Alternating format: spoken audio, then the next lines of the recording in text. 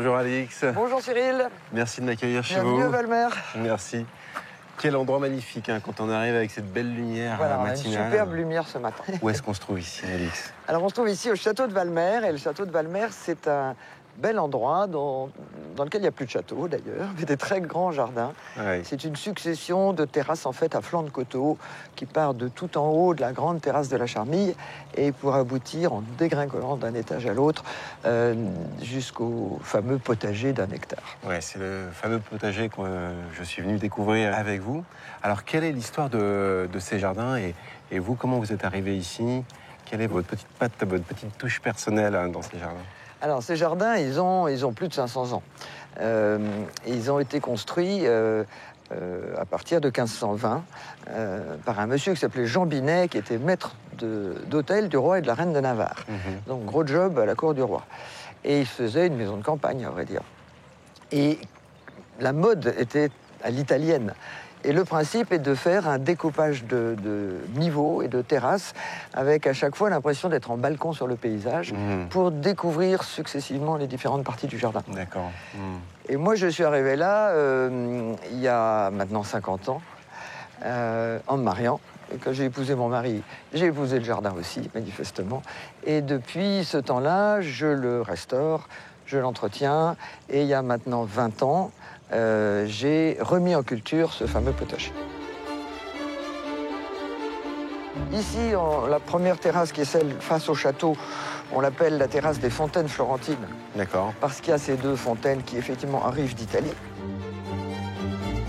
Et cette terrasse donc là, elle s'appelle terrasse de Leda, parce qu'il y avait autrefois une statue en marbre blanc, grandeur nature, de Leda avec son cygne dans les bras. Et puis après, on va encore descendre un étage pour découvrir le fameux potager. Et donc là, effectivement, on arrive devant ce merveilleux potager. On a du mal déjà, quand on voit comme ça, à se dire c'est un potager, parce qu'on a l'impression d'un sublime jardin ornemental. Alors comment vous décidez l'implantation de ces différents carrés? Est-ce que pour l'année prochaine, vous savez déjà comment vous allez réagencer votre potager, ou alors c'est quelque chose qui va se décider presque au gré des semaines et des mois en travaillant à l'intérieur de ce potager? Alors ça se décide l'hiver. Et à ce moment-là, c'est Guillaume Colodin, le jardinier en chef, qui fouille dans tous les catalogues de graines. Et alors là, on établit des plans sur la comète. On a le plan, on a les rangs. On a dit, tiens, cette année, on avait fait telle aubergine. L'année prochaine, on va en essayer une autre. Parce que l'idée aussi, c'est qu'on mange dans ce potager. Tout ce qui est produit là est mangé. D'accord. Et donc, on a envie de changer. Voilà, parce que ce qui nous intéresse aussi, c'est d'avoir une grande diversité. Pour l'œil, pour le visiteur, parce que c'est plus joli à voir, et puis nous, dans nos assiettes. Là, l'histoire de ce potager, c'est un peu aussi votre histoire. C'est la quête des graines ou des plants ou des variétés de légumes qu'on a oubliés. C'est ça aussi votre objectif ici dans ce potager? L'idée était que finalement, en tout cas à partir de la deuxième moitié du XXe siècle, il y a eu une perte incroyable de variétés. Donc il y avait des tas de choses où on a des tas de légumes qu'on a abandonnés parce qu'ils n'étaient pas assez productifs, parce qu'ils n'étaient pas assez gros, parce qu'ils ne tenaient pas dans les boîtes de conserve, enfin des choses aussi bêtes que ça. Mais donc l'idée était de retrouver tout ça. Alors il y avait des catalogues de grainetiers, de semenciers. Et puis j'ai été chercher un peu partout dans les associations destinées à sauver les graines. Les conservatoires. Et alors là, au Canada, ils sont formidables. Ouais. Aux États-Unis, mais j'ai aussi vu arriver des graines du Japon. Et finalement, j'ai découvert par miracle la banque de gènes russe qui se trouve à Saint-Pétersbourg, qui s'appelle l'Institut Vavilov. Et là, ils avaient une liste invraisemblable de tous nos vieux légumes français que nous, on a jetés, on a mis à la poubelle et que eux avaient gardé. Et ils m'ont envoyé des graines et on a pu les ressemer. Et ça a été vraiment une des bases de ma collection. Alors, par exemple, lesquels nous reviennent de cet institut? Est-ce que vous pouvez me montrer Alors, par exemple, qu'est-ce que j'aurais là directement de l'Institut? Le fenouil mammouth. Pourquoi mammouth? C'est parce qu'il est gros et... Oui, parce qu'il fait normalement un bulbe plus gros. Ouais, d'accord. Alors là, cette année, avec la chaleur et tout, il a juste grimpé comme ça. Mais moi, ça m'est égal, même si vous ne mangez pas les bulbes, parce que les fleurs sont délicieuses. Vous pouvez goûter, si vous aimez le fenouil. Oui.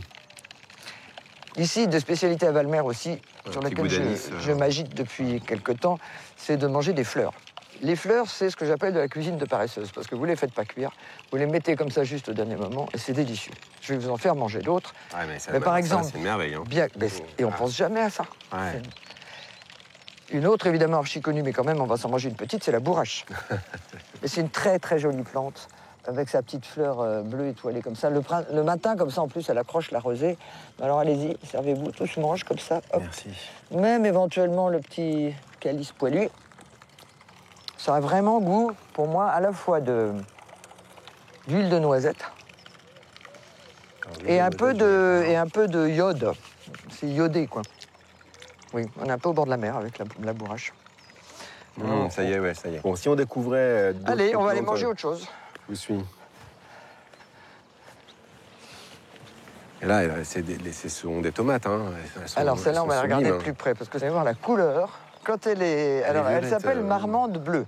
Ben, c'est extraordinaire, parce que quand c'est pas mûr, c'est vert. Ensuite, ça devient une espèce de bleu-violet porcelaine. Et quand ça mûrit, Ah oui.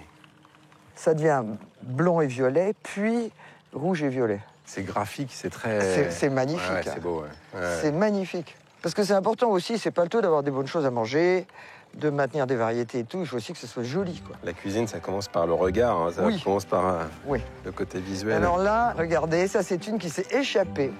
Et ça, j'adore. Voilà, ça se passe dans le jardin. Qu'est-ce que c'est que ce... Comme vous avez vu, c'est un jardin très structuré, il y a un dessin, tout est très bien taillé et tout. Et il y en a toujours, comme ça, une qui joue les filles de l'air. C'est-à-dire que ça, c'est une gourde qui avait dû avoir une graine là, et on n'a pas assez bien désherbé, probablement, au bout du rang. Et du coup, elle a poussé en douce. Et pour pas se faire voir, elle a longé dans les népétas et hop, elle est grimpée sur le pommier. Et en plus, c'est une gourde dans celle que j'adore, qui est une gourde verruqueuse. Elles me font rire, celle-là.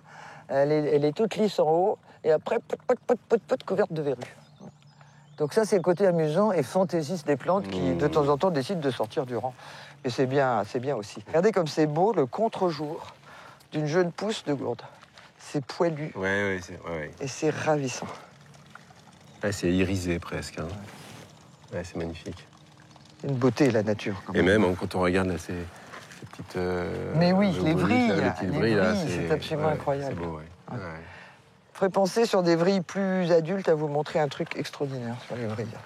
C'est amusant de découvrir ce jardin avec vous parce que vous êtes tout le temps émerveillé par ce que produit la nature et votre potager. On ne peut pas ne pas être émerveillé. Tous les matins, c'est beau et tous les matins, il y a quelque chose de nouveau. C'est jamais la même chose d'un jour sur l'autre. Et c'est ça qui est amusant aussi. Tiens, ben là, on va peut-être pouvoir montrer la chose de la vrille. Ça, c'est tout à fait extraordinaire. Leçon de choses sur la vrille. Une gourde, ça peut être très gros, très lourd. Donc, il faut que ça grimpe et que ça s'accroche et que ça soit solide. Bon. Alors, ça fait des vrilles. Bon, très bien. Une vrille, qu'est-ce que c'est? C'est un ressort. Un ressort, ouais. Mais un ressort, au bout d'un moment, quand il est détendu, il est détendu. Alors, elle, intelligemment, elle démarre un ressort dans ce sens-là. Anti-aiguille d'une montre. À un endroit au milieu, qu'est-ce qui se passe? Elle s'arrête. Elle repart dans l'autre sens. Ce qui fait qu'elle perd solidité maximum. En fait, parce que c'est pas intelligent. Ça m'évoque, vous savez, ce qu'on appelle aujourd'hui le biomimétisme. C'est-à-dire que la nature a déjà tout inventé. Exactement. Et que l'homme vient copier ensuite. Et on ne fait que copier derrière. Ça, c'est vrai. Ouais.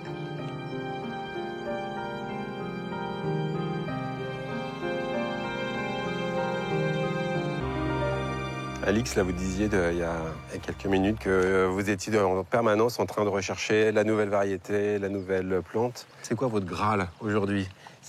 Quelle est la plante ou la graine ou la semence que vous cherchez encore et que vous voulez absolument trouver? Alors, il me manque toujours. Parce qu'évidemment, dans ce jardin, j'essaye d'avoir le plus possible d'abord les variétés locales. Quand j'ai planté les pommiers, j'ai planté le gros api de Touraine, la belle fille de l'Indre, enfin tout ce qui est local. Ici, on fait pousser le melon sucrin de Tours. On a trouvé, non sans mal, le céleri violet de Tours. Ça, maintenant, ça y est, on l'a trouvé. Le Graal, que je n'ai toujours pas trouvé, je fais un appel au peuple, c'est le cardon de Touraine. Le cardon de Touraine, on dit qu'il est un des plus piquants et un des meilleurs. Et donc, j'aimerais bien le retrouver. Donc, si jamais vous avez au fond du jardin de votre grand-mère un truc qui ressemble à un artichaut, mais qui est horriblement piquant et qui, quand il est en fleurs, est beaucoup plus grand qu'un artichaut, c'est peut-être le cardon de Touraine. Dans ce cas, téléphonez-moi. D'accord. Et dans celui de votre quête qui a déjà été accomplie, c'est-à-dire que vous aviez, là aujourd'hui, quelle est la plus belle découverte que vous ayez faite Ah, ça, c'est une question piège, parce qu'il y en a beaucoup. C'est aussi des histoires de gens. C'est un petit garçon un jour qui était dans le jardin et qui, respirant une fleur, je ne sais même plus de quoi c'était, respirant une fleur, se tourne qu'un air extasié vers sa mère et lui dit « Maman, ça sent bon cette fleur, ça sent le gruyère. » Et pour lui, c'était la meilleure odeur du monde, probablement, peut-être parce qu'il avait un peu faim. Voilà, c'est aussi des jolies histoires de gens, quoi, des rencontres humaines. Oui, de rencontres, parce que derrière les plantes, il y a les hommes ou vice-versa, et moi, c'est ça qui m'intéresse.